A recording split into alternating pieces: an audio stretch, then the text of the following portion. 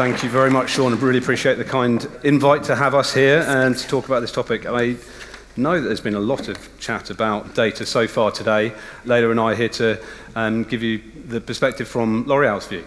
But before we kind of get into that, I wanted to just do a quick introduction. My name's Hugh Stevens. I'm the Managing Director of LiveRamp in the UK, looking after all of our teams from a marketing, commercial, customer and partnerships point of view. And as a result, I get to work with my team across a lot of really great brands, many of whom are in the room today. And it's an absolute pleasure to work with them and partner with people like SMG on the direction of travel in retail media. I think that when we are having new conversations with brands, we're very much thinking about how we help them imagine a world where all the data's in a world where they can use it brilliantly and create value and all of this sort of stuff. And I think, quite often the reality of that is quite different from where we are today. We want them to kind of think about what is the outcome that they're looking for, what's the insight that they need in order to drive the next decision in their business, and ultimately how they can build more personalized engagements with their customers. We're also very much in the world where we think collaboration is absolutely critical to making this happen. So as a result, seeing all of these different brands in the room today, companies who support the infrastructure of retail media, the retailers, the CPGs, data owners, and so on and so forth, seeing that all come together over the last couple of years and the continued opportunity for growth is absolutely massive. But I'm excited to talk to you today and start kind of with a bit of context around where we see the opportunities, but then equally where we see the challenges. And ultimately, we think that from a data perspective, fragmentation of data is absolutely one of the big things that is holding back the industry that we sit in. When we look at brands internally, the sort of silos and fragmentation of data from an internal point of view have never been more evident. Leila and I were literally just talking about this a minute ago, as is how interesting we are. We also are seeing that the evolution of data capture and how brands manage their data is absolutely key. We are still working with and find clients that we engage with where things like privacy terms don't allow for certain media channels or marketing channels to be utilized. So there's a huge requirement internally within organizations to think about how fragmentation of data actually reduces. We think that also the most innovative companies are seeing this as an opportunity. Certainly with the ones that we're working with, we're helping them try and break those down. The next area where we think that there's a challenge, if you like, is really around the data that exists in the marketplace. And I think when you look at it from a sort of a legacy point of view with the CPGs, whilst they have lots of data, they don't necessarily have lots of customer data and they don't necessarily have lots of transaction data. And as you might imagine, that is absolutely where retail media starts to play its role. So we see this as being the place where we can help support the kind of the ease of access to that value from the data through insights and activation and measurement and connecting the dots together. We also think that retail media networks, whilst I appreciate that this is going to sound slightly weird standing at a retail media summit, are actually increasingly need to be thought about as well as a retail data network. So thinking about how this data can truly power much more of the industry beyond just media, but actually think about how it can really drive brands' growth and brands' evolution. So, with new opportunities, there's a requirement for new rhythms and new ways of working. Consumers want more high-quality experiences, and we're seeing that with all the research that is out there. Consumers are increasingly more savvy about what's happening with their data, and certainly the regulators, because we are in a regulated industry, are finding ways in which we can create consistency, certainly in this market, in the way that we operate. But I appreciate also that retailers want to be really careful about the way that data is used. They don't want to just have data flying all around the place. That is absolutely not what we should be doing. We should be looking at ways in which we can control that and really underpin everything we do from a privacy point of view. We believe that the future of marketing and retail CPG is beyond just data, but is actually around data collaboration, and that's really the way that we set out our business. And just as a form of case study, this is a brand that we've worked with out of our French business, which is a Danone biscuit brand. And really their challenge was trying to find the right consumers to market directly to as they launched this product. And collaboration with the retail partner was absolutely critical to fill the gaps in their knowledge outside of just consumer research. Their initial experiments identified two audiences that proved to be the highest performing segments. Driving from that was 22.4% increase in e-commerce conversions and a 24.7% increase in total revenue through this product as well. As we move on to the next stage, I will ask Leila to introduce herself. And what we're going to be talking about is how to secure retailer first-party data, a long-term sustainable investment for brands. Without further ado, I'll let Leila introduce herself. Hi everyone, I'm Leila, so I am the head of digital at L'Oréal. I have been with the company for about 3 years, and I had joined from Unilever. The first part of my career actually has not been within CPG, but within tech and e-commerce, and great to be here today. Thank you very much. So we're going to approach this through the lens of 5 separate topics. So the first one we're going to be looking at is collaboration. It's going to be a boring term for you because it's one that I use a lot because I think it's absolutely essential for the success of everything that we do. We look at it from the point of view of data, but ultimately we are kicking off with some statements that we're going to discuss, or Leila's going to talk about. So the first one is unity and collaboration are hygiene factors for extracting mutual value. Each player should be considered a part of a strategic partnership. So, Leila, off the back of that statement that we've prepared, why is it important in your view that collaboration is a strategic partnership rather than just a supplier-client relationship as maybe it has been between the retailer and the brand in the past? Yeah, so I think we moved on quite a bit from that. It used to be that very simple sort of two-way relationship between retailers and CPGs, and I think in this new era we have a lot more players that have joined the party and the game. So it's bringing a lot of excitement, but also an exceeding amount of complexity, I think, in all these relationships with media agencies, data onboarding platforms, people who are working on identity resolution solutions, DPOs. I spend more time with my privacy officer these days than my own team, and of course retailers and advertisers. But I think every one of those players have got their own meaning and definition of value and what brings value to them. But also every one of them have a really crucial role to play. So I think that's, in that sense, collaboration is no longer just an option, but it becomes a necessary condition in making and bringing those partnerships to life, because you're moving from that two-way equation traditionally to, really going for a joint problem-solving exercise. I think that relationship with the DPO is something that we're hearing a lot, and increasingly that need to make sure that either the data that you are investing in or the data that you hold is absolutely permissioned for the purpose that you're looking to use it for, but then also that there's that kind of ethical view around it as well. So what needs do you think are likely to drive the strategic partnerships in the future that you need in order to grow your relationships with retailers and ultimately grow your brands as well? I think we'll flesh some of these out throughout the course of this conversation, but a shorter answer to that and a simple one would be, I think generally everyone has got a little bit of homework to do, whether it's advancing your tech stack, enhancing the capabilities of your teams, and building the right capabilities in the first place. Whether it's about harmonizing measurement, we'll come on to that.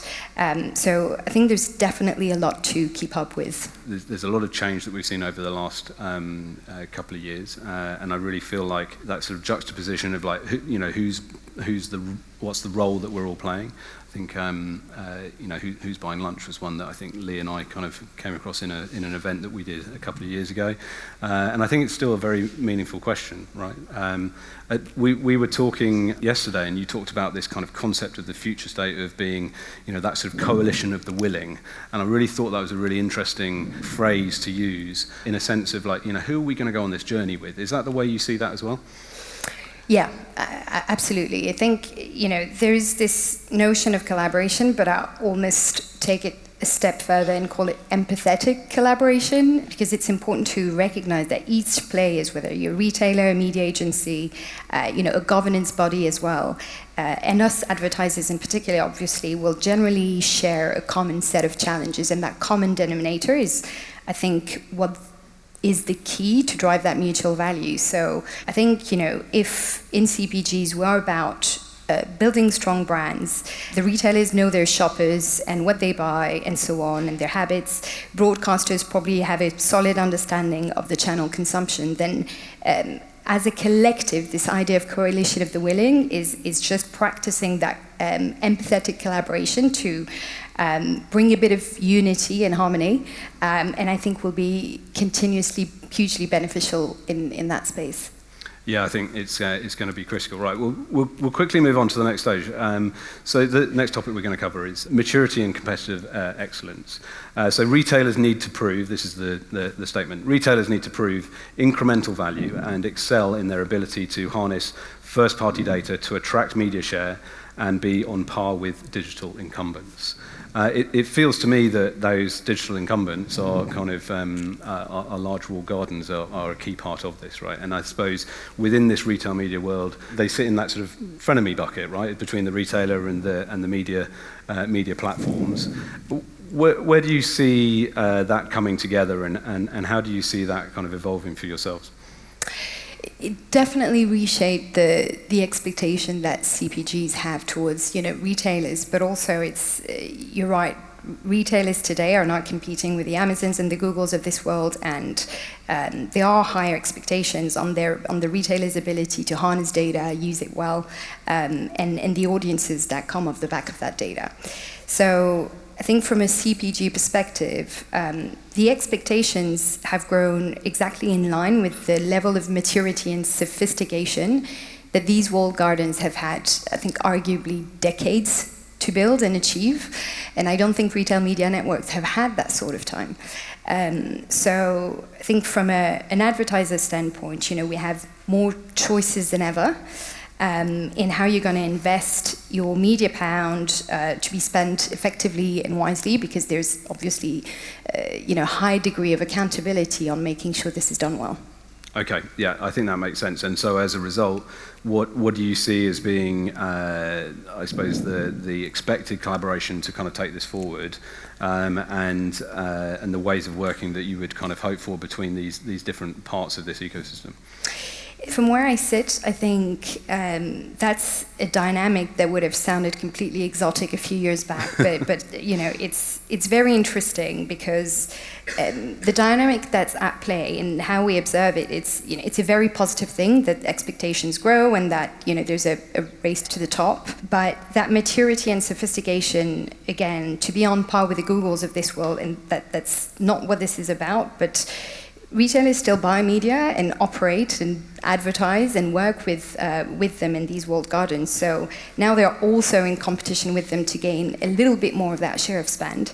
But just like us in CPGs, of course, as one of the largest advertisers globally, we still learn a lot from them. We will learn a lot from our media agency, but also from the what these guys are doing in terms of creative measurement, audience sophistication, targeting capabilities, and we'll come on to that. But I think it's also coming down to speed and agility.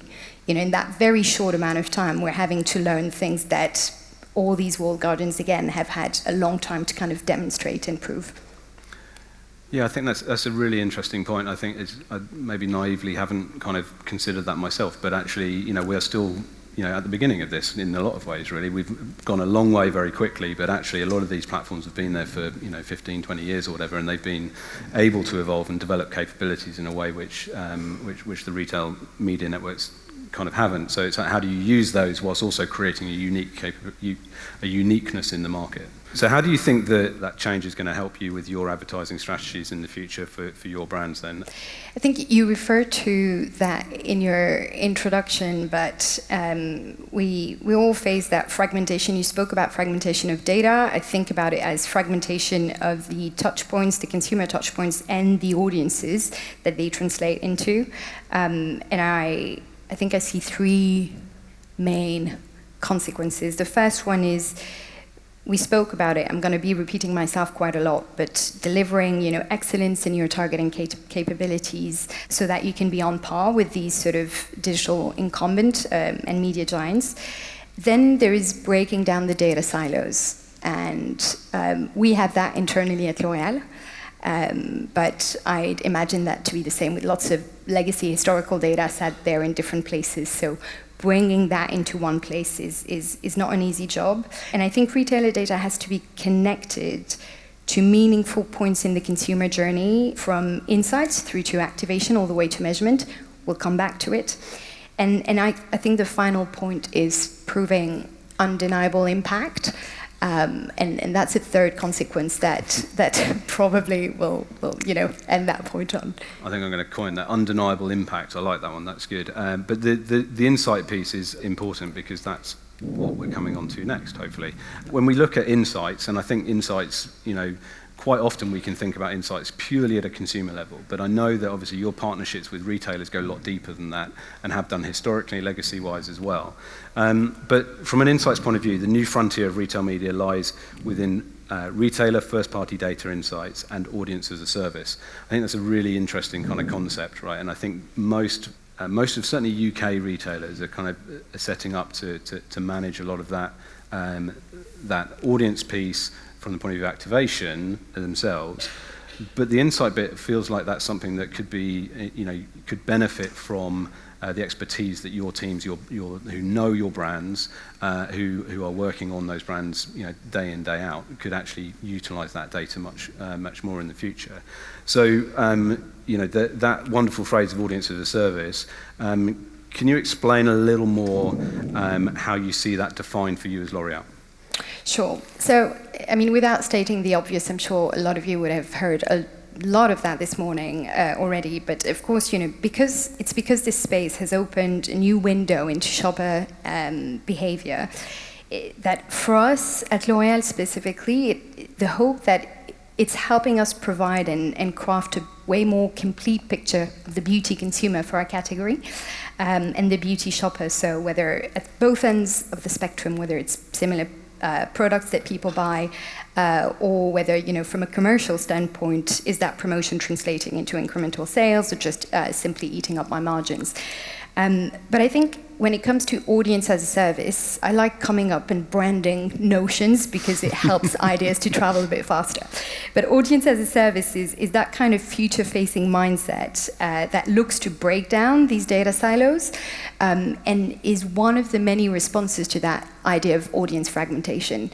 It's about more autonomy, both sides, whether you are given the ability as an advertiser to co-create these audiences, to access these audiences in the first place, and also making sure that you can do that, in a very agile manner and iteratively. I think, to speak concretely as an example, if one of our brands, and we've got 38 brands, 4 large business units, all operating within beauty, if any particular brand is underserving a certain subset of consumers or a demographic, let's say boomers, for example, is a good one. It's about augmenting our current understanding of this audience with that shopping behavior through basket analysis and marrying up what CPGs are traditionally very good at, which is consumer and market insights, so that attitudinal data, with the other end of the spectrum, which is all about transactional data and behavioral data. Okay, so that feels like that's going to be, if you can get all of that together and enable that for your teams, that feels like that could be quite a game changer to drive things forward in your partnerships with retailers. But what do you see as being the differentiating advantage that will bring you sort of in an absolute fashion? Yeah, I think and insights. I think that term. Its definition, and we're trying our hardest to be really, really accurate whenever we refer to it internally and in every conversation we have with agencies, with our partners, with you guys, with retailers, because it's always been part of the practice of marketing. Traditionally, it means that untapped, uncovering a consumer truth. And I think the notion of insights has changed in its nature, but also in the source of it, where we get it from. And first-party data in particular, when we refer to that, so it's changed, but it's not quite there yet with the access to that insight. So that's still, I think, very difficult. Not everywhere, but I think not really easily accessible for us. And also, it's about this notion of autonomy, how quickly you can access it, but what can you do with it, and how you marry that up to a commercial objective, to a brand objective, and how you translate that to activation. I think what's really new in that sort of space of insights is that, yes, retailers do have that key differentiator on a part of a data set that wasn't accessible or available to us in the past. It is now. What we do with it and our ability to marry that up with what we know best as a CPG, so the knowledge of the market, the knowledge of the beauty consumer, is really what's new. I feel like, and one of my views is that the next year is going to be actually critical in this space around insight. I feel like a lot of the foundations are in place, and insight is the next big thing to kind of get your teeth in as a large brand like yourselves. Right, as we move on to the next one, we are obviously working through our kind of our thought process of how you think about where data is going to be useful in your business. So activation and brand planning. Our statement here is advertisers won't be sold on retail media's full funnel promise until they offer a true omni-channel approach. We're trying not to be too antagonistic here, aren't we, Leila? But I feel like it's important, right? It's a good discussion to have, and I think your experience working with multiple retailers and thinking about how you're going to try and drive some of that consistency that you like, which was you were sort of alluding to in the last answer, is absolutely critical. So it's probably fair to say a lot of the time, I think a lot of what we've looked at now is that bottom funnel for CPGs has been kind of where retail media is sat. I think there's a desire to, and Sam talked about it in his opening piece, about to look at upper funnel and really kind of invest there, which I think is really important. How could the retail media networks operate more holistically to connect with your consumers? And in your mind, is there a specific channel to nail at this moment in time? What would your utopia state be? It is very much a utopia, but I'm still gonna talk about it. And you're right, that statement is quite radical. It is true, but yes, I mean, not even traditionally, but right now, it is focused on lower funnel, just due to the logic proximity to the point of purchase. But we, as advertisers, we still need to be fully sold on the full funnel promise, because and in particular its ability to impact and shift consumer behavior from the top of the funnel all the way down across the entire journey. And I think the term journey is quite important, because we all know, and that's an industry-wide sort of challenge, is still very disjointed. We talk a lot about the messy middle at L'Oréal, and I'm sure it's not just us. But I think there are two aspects to that statement. The first one is that marketing and media will continue to be, especially on certain categories, about mass reach and delivering reach. How relevant that reach becomes is the question, I think, that we're all grappling with. And I think, the future probably is less about the funnel, which is a great planning tool, but becomes really unhelpful if you look at all of that from a shopper and consumer perspective, because it's more about our ability to address audiences across channels, whether you're offline, online, in store, rather than at each different stage of the funnel. So we have, of course, so many touch points, different voices speaking to our beauty consumer, dermatologist, influencers, your auntie. So I think, all of that needs to be really well thought through, and that's why I think today it's still very much the state of play in terms of lower funnel. Okay, so bringing back our coalition of the willing statement, what do you think this looks like in an ideal world, if you were to kind of paint the picture of where we're sitting here in a year's time for, on this particular topic? Like, what does that look like in your ideal world? Well, a short answer to that would be that it takes sort of 4+ to tango, and that the key is to continue to try and do that without so many barriers and data silos, but we recognize that one actor will own the accountability and the know-how of where to invest your spend. The other will own the audience signals, and that's many of them. When I say the other, that's the second group of actors, and the third one will own the canvas and the medium, where back to the point we were making a bit earlier on the fragmentation of audiences and that point around collaboration. So yeah, it takes more than two now. Okay, so the data tango is the new thing. I'd love to see a four-person tango on Strictly. I think that would be fantastic. Right, okay, so we're going to move on now to our last topic, which is measurement.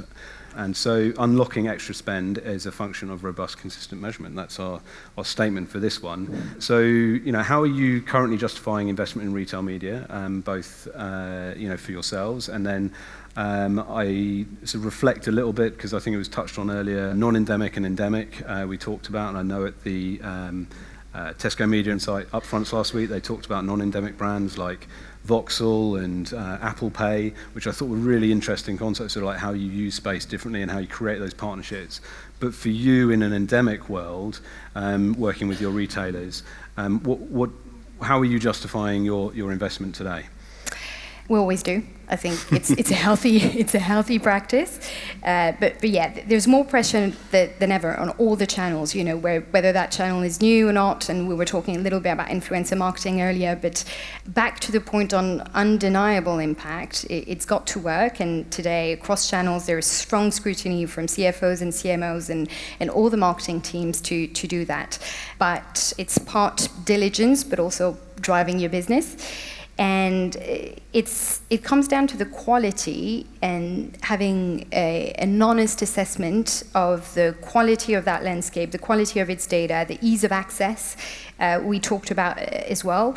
How we justify it is it a fair trade-off versus the other buckets of spend?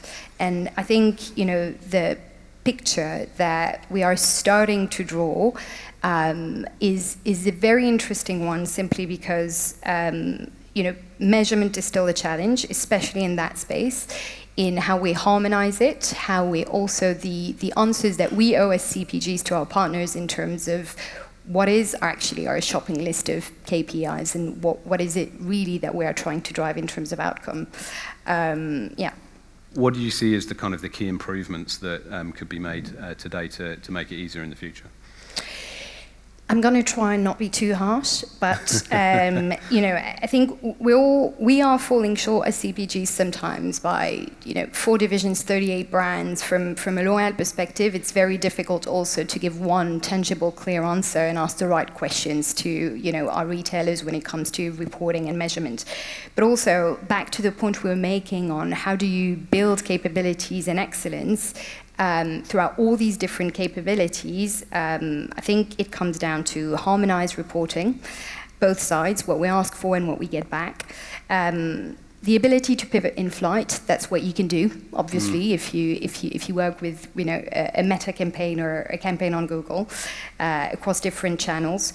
And then granularity, incrementality, but also, we are realizing that not everybody and all the teams involved in that process are black belts in test design and customer lifetime value. So I'm sure we'll come back to it, but I think robust testing frameworks, having teams that speak the same language is quite important to make that happen, and balancing long and short-term objectives. Because, again, lower funnel, yes, we are having conversation about how this can try and tap into brand building and awareness and reach, but there are some, lots of improvements to be made in the space of measurement. One thing that we are thinking and have been working on for a while is, of course, econometrics are back in fashion, so we've got MMMs that can tell us by lever what are these channels delivering. So I think that's one more answer and one more sort of way for us to justify that spend. And I think that's for us at the moment really the hot topic. Okay, great. We are at time, and I just want to wrap up and get to our conclusion.